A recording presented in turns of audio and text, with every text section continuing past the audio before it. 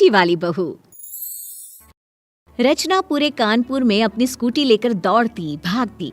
वो छोटे छोटे काम के लिए भी स्कूटी निकाल लेती। अरे क्या है रचना, बगल वाली दुकान तक ही तो जाना है। अरे अभी स्कूटी में एक एक्सीलेटर देगी तो स्कूटी दुकान पहुंच जाएगी। अरे ऐसी ही ले आना बेटा। लोग क्या कहेंगे माँ कि इनके घर में 1 किलो चीनी आती है। समझो माँ, मैं धीरे से चीनी लेकर डिक्की में रख लूंगी और घर के अंदर दे दूंगी, किसी को पता भी नहीं चलेगा। देख बेटा, वो तो पापा की तनख्वाह देर से आ रही है तभी, नहीं तो हम एक ही बार में राशन भर लेते हैं ना। वैसे भी रचना, हम किसी को दिखाने के लिए तो नहीं जीते हैं। पता है पापा, मेरे पूरे सर्कल में किसी के पास स्कूटी नहीं है, सब पैदल या फिर साइकिल में कॉलेज जाती हैं। रचना के माता पिता उसकी हर बात पर स्कूटी की बात से परेशान थे। खैर, रचना की शादी हो जाती है और साथ में दहेज में जाती है स्कूटी। शादी के बाद पति राघव कहता है, रचना तैयार हो जाओ, शादी के बाद पहली बार हम दोनों मंदिर जा रहे हैं। वो क्या है ना, मोहल्ला देखेगा कि नई नई दुल्हन जा रही है। अच्छा, मैं सूट पहन लेती हूँ, चुन्नी का घूंघट ले लूंगी, ठीक है ना? अरे देख बहू, ये पुराने जमाने के रीति रिवाज यहाँ नहीं चलेंगे। बेटी है, बेटी की तरह बाहर निकल। किसी की बहू सर पर पल्ला नहीं लेती तो मेरी बहू क्यों ले? अरे वाह, ये तो बहुत ही अच्छी बात है। फिर तो राघव, मैं अभी तैयार होकर आई। और हाँ, मैं बाइक निकालता हूँ गली से बाहर। बाइक? अरे बाइक क्यों, मेरी स्कूटी है ना, गली से बिठाकर निकालती हूँ मैं, देखना सर्र करके। अरे नहीं नहीं रचना, कैसी बात कर रही हो? सबके सामने मैं कैसे वो? अरे बस करो ना, देखो माँ ने अभी अभी तो कहा बेटी की तरह रहना। मायके में तो समझ लो मैं 10 कदम भी नहीं चलती थी, फिर कैसे सोच लिया आपने कि मैं गली के बाहर निकल जाऊंगी, वो भी पैदल। बस अब क्या था, नई नई बहू पति को स्कूटी में पीछे बिठाकर स्कूटी से बाहर निकलती है कि पड़ोसन बोल पड़ती है। अरे देखो देखो, पिच्चू की अम्मा का लड़का कैसे मेहरारू के पीछे बैठकर जा रहा है। अरे ना शर्म ना लिहाज रह गया है। कानपुर का अपना मोहल्ला तो दिल्ली का कनाट प्लेस लग रहा है। एडवांस हो गई है ना पिच्चू की अम्मा, दहेज में मोटरसाइकिल भी ली है और स्कूटी भी।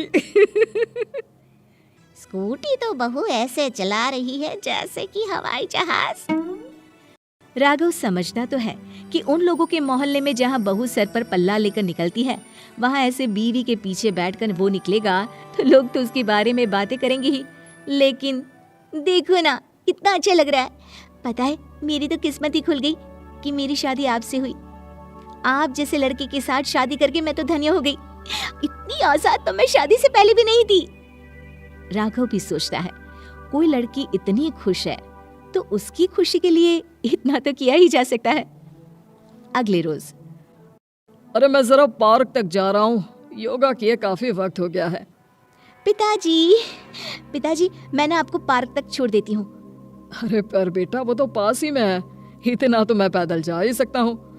और वैसे भी तेरे पीछे बैठकर निकलूंगा ना तो लोग बातें बनाएंगे कि देखो बुढ़ा कैसे बहू के साथ घूम रहा है स्कूटी पर। ना बिटिया ना, मैं चला जाऊंगा। बहू, तू ना मेरे लिए चाय बना कर लिया। हाँ माँ जी, लेकिन पापा जी अभी वापस आएंगे और वो कहेंगे कि। तभी ससुर जी की आवाज आती है, अरे रचना बिटिया, जरा स्कूटी तो निकाल ले, मुझे पार्क तक छोड़ा। अरे बहू, अभी तो मना कर रहे थे, अब तुरंत ही। माँ जी, मेरी स्कूटी है ही ऐसी, इतनी शानदार कि हर कोई बैठना चाहता है। अरे बता ना, क्या हो गया? माँ जी, आज सुबह से ही बारिश हो रही है और घर के बाहर पानी भरा हुआ है, तो ऐसे में पापा जी कैसे जाएंगे गली से बाहर? पड़ गई ना जरूरत उनको मेरी स्कूटी की। बहू फर्राटा भरते हुए ससुर को पार्क छोड़कर घर वापस आती है कि पड़ोसन कहती है, अरे कल्लू की बहू, क्या तेरी माँ ने कोई संस्कार नहीं दिए? मेरी माँ ने संस्कार भी दिए हैं और स्कूटी भी। अरे दिख रहा है कैसे बेशर्म की तरह बहू होकर भी पूरी सड़क पर घूमती रहती है, शर्म नहीं आती क्या? नहीं आती। और जब मेरे ससुराल वालों को कोई समस्या नहीं है तो आप कौन होती है? हाँ, हाय रे, लंबी जबान भी इतनी। अरे मजाल है तेरी कि मोहल्ले में कांता से पंगा ले ले। सुन, आज के बाद तू ये स्कूटी चलती ना दिखे, मोहल्ले की बहुओं को खराब कर देगी। बढ़िया ये स्कूटी वाली। अगले रोज रचना अपनी स्कूटी निकाल रही होती है कि माँ जी। रचना रो रही होती है कि सास बाहर आ जाती है। अरे क्या हो गया बहू, क्यों रो रही है? माँ जी, किसी ने मेरी स्कूटी का टायर पंचर कर दिया, उसका शीशा तोड़ दिया और देखिए कैसे पूरी स्कूटी में स्क्रैच लगा दिया है। अरे रो मत बहू, मैं अभी राघव को बोलती हूँ, वो ठीक करा कर ले आएगा। लेकिन माँ जी, ये तो किसी ने जानबूझकर किया है ना, मेरी स्कूटी। पता है माँ जी, मैं कितना संभाल कर रखती हूँ इसे, बहुत प्यार करती हूँ इसे। अरे रो मत बहू, कोई बात नहीं, देख अभी ठीक हो जाएगी तेरी स्कूटी। लेकिन ऐसा कर कौन सकता है? मोहल्ले में किसी से लड़ाई हुई है क्या? रचना को कांता की बात याद आती है। हाँ माँ जी, वो कांता। हे भगवान, उससे कोई जवाब तो नहीं दिया ना तूने? बड़ी ही तेज महिला है, उससे कभी जबान मत लड़ाना। जबान? माँ जी, मैंने तो उसे ठीक कर दिया। तभी वहाँ राघव आ जाता है। हाँ, और उसने तुम्हारी स्कूटी बिगाड़ दी। ये काम उसी का है माँ, कल इसकी लड़ाई उससे हुई थी। ये काम उसी का हो सकता है, लेकिन क्या कर सकते हैं? अब मोहल्ले में कोई बहू स्कूटी नहीं चलाती ना, तो उसे जलन हो रही होगी। बहू जो कि अपनी स्कूटी से बहुत प्यार करती थी, वो स्कूटी को टूटा फूटा देखकर दुखी हो जाती है। माँ, मैं जाकर स्कूटी ठीक करवा कर लाता हूँ, लेकिन फिर इसे घर के अंदर ही खड़ा कर देंगे। देखा, अब ये स्कूटी सड़क पर निकली तो इस स्कूटी की खैर नहीं। बढ़िया आई। नहीं नहीं, मेरी स्कूटी मत तोड़ना, मैं कभी नहीं चलाऊंगी इसे, मैं कल ही मायके में रख दूंगी। लेकिन उसी रात कांता रचना के घर का दरवाजा आधी रात को खटखटाती है। अरे कोई है? अरे कल्लू की माँ, मेरी बहू के पेट में दर्द हो रहा है, कोई उसे डॉक्टर के पास ले चलो ना। चाची, वैसे तो आपके कर्म ऐसे है नहीं कि हम आपकी मदद करें, लेकिन कोई ना, चलिए मैं मोटरसाइकिल निकालता हूँ।